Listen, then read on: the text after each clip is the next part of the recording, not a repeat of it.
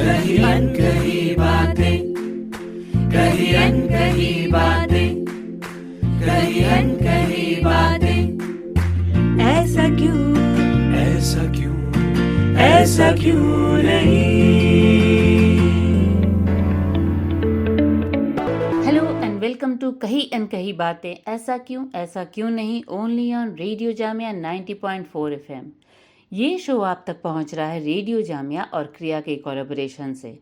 इस शो का main purpose है महिलाओं से जुड़े ऐसे इश्यूज को हाईलाइट करना, उनके बारे में बात करना जो उनकी पोजीशन को फैमिली में, समाज में, कम्युनिटी में और देश में without any gender bias strong करे और उनके स्टेटस को मजबूत बनाए। मैं हूं शालिनी और मैं क्रिया के साथ काम करती हूं। आज हमारे साथ मेरी एक कुलीग जुड़ी हैं मनमीत, जो बात कर रही हैं लखनऊ में सामाजिक कार्यकर्ता अरुंधति जी के साथ।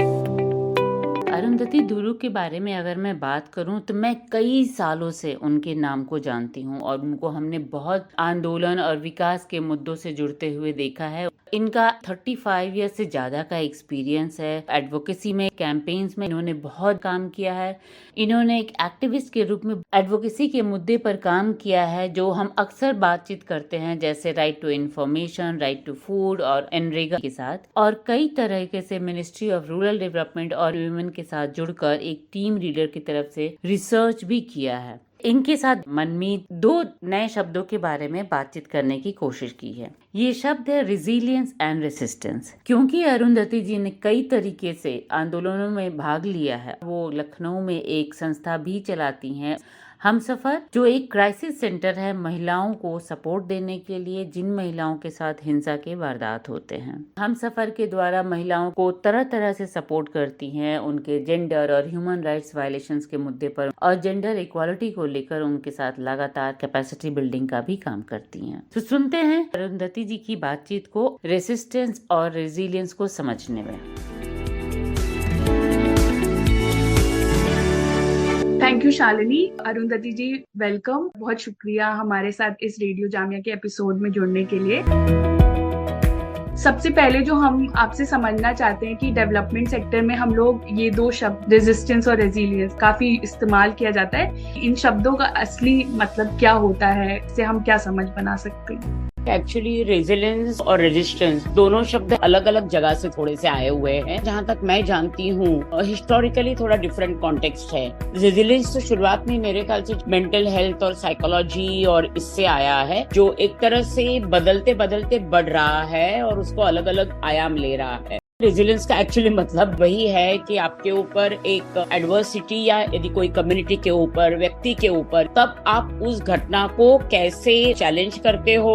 आज हम जो रेजिलियंस की बात डेवलपमेंट सेक्टर में कर रहे हैं, वो रेजिलियंस मुझे लगता है हम खास करके कुछ सालों में एक तरह से मूवमेंट्स हुए हैं।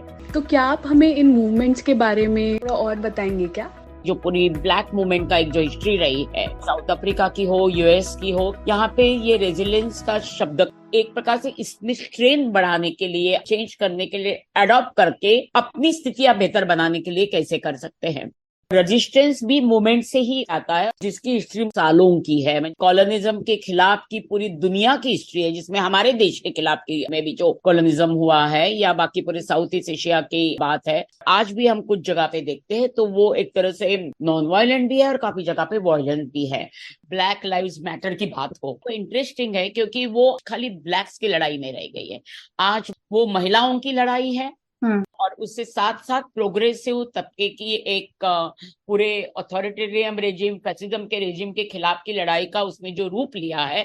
और शुरू कहीं से एक छोटी सी जगह से, एक घटना से होते हुए कहीं ना कहीं आज हम भी वही गाने गाते हैं। जी बिल्कुल। आप सुन रहे हैं कही अनकही बातें, only on radio Jamia 90.4 FM। ऐसा क्यों, ऐसा क्यों, ऐसा क्यों नहीं। अरुंधति जी वेलकम और बहुत बहुत शुक्रिया हमारे साथ इस रेडियो जामिया के एपिसोड में जुड़ने के लिए।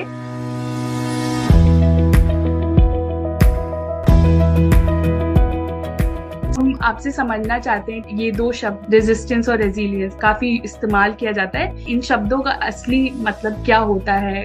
रेजिलियंस का एक्चुअली मतलब वही है कि यदि कोई कम्युनिटी के ऊपर, व्यक्ति के ऊपर जब ट्रॉमा या कोई ऐसी घटना होती है, तब आप उस घटना को कैसे चैलेंज करते हो और कैसे एडजस्ट करते हो अपने इंटरनल और एक्सटर्नल चीजों के साथ भी। आज हम जो रेजिलियंस की बात डेवलपमेंट सेक्टर में कर रहे हैं, वो रेजिलियंस एक तरह से मूवमेंट्स हुए हैं। जी बिल्कुल, तो इन मूवमेंट्स के बारे में थोड़ा और बताएंगे क्या? मैं दो आंदोलनों का उदाहरण दूंगी भारत में, जिन्होंने रेजिलियंस और रेजिस्टेंस में विचार और बांधने की प्रक्रिया बहुत महत्व की है। नियमगिरी और पाचीमाड़ा। पाचीमाड़ा केरल में है, जिन्होंने कोका कोला प्लांट का विरोध किया, वो पहला उदाहरण था भारत में। उन्होंने अपनी जमीन और पानी बचाने के लिए वहां संघर्ष किया। वहां आदिवासी नहीं थे, सामान्य सभी समाज के लोग थे।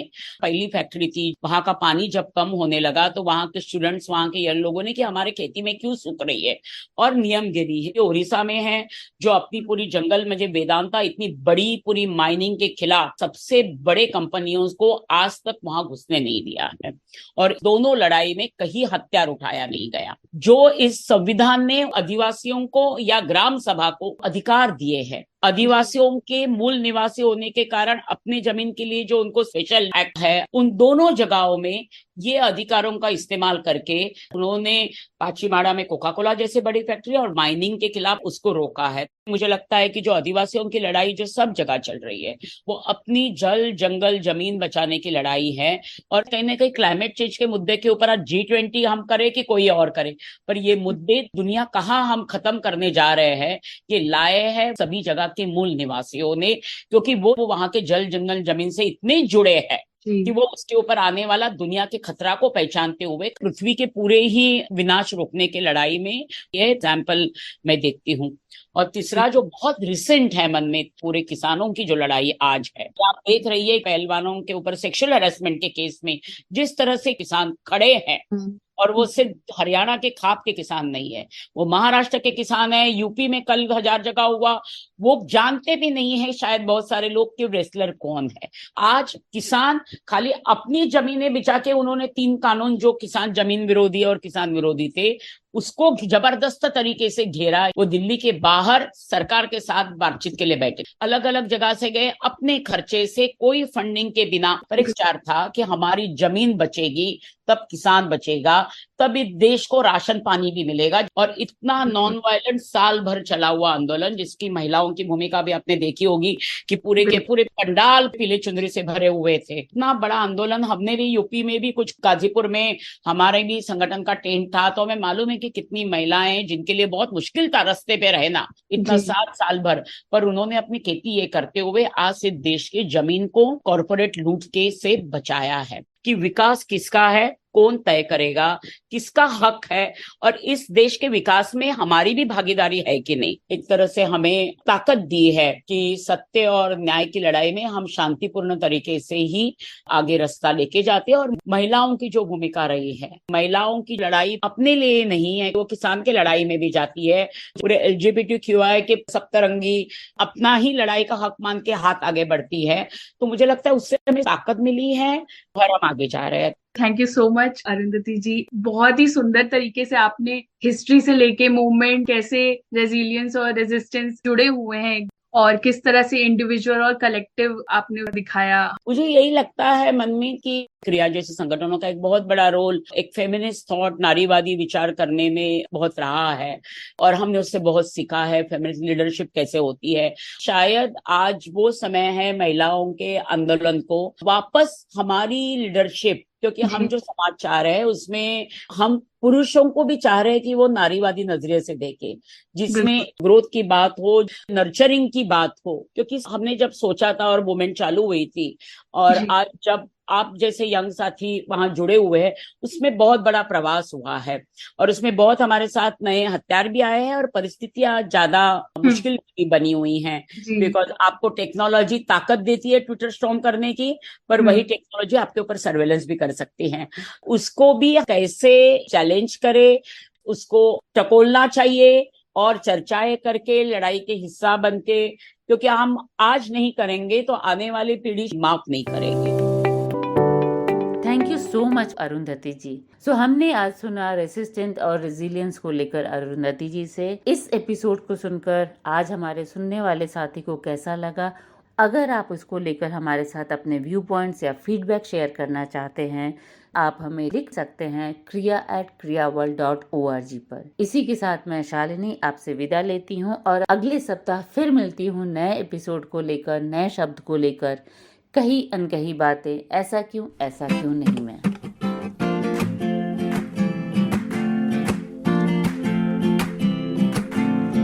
कही अनकही बातें, कही अनकही बातें, कही अनकही बातें, ऐसा क्यों नहीं।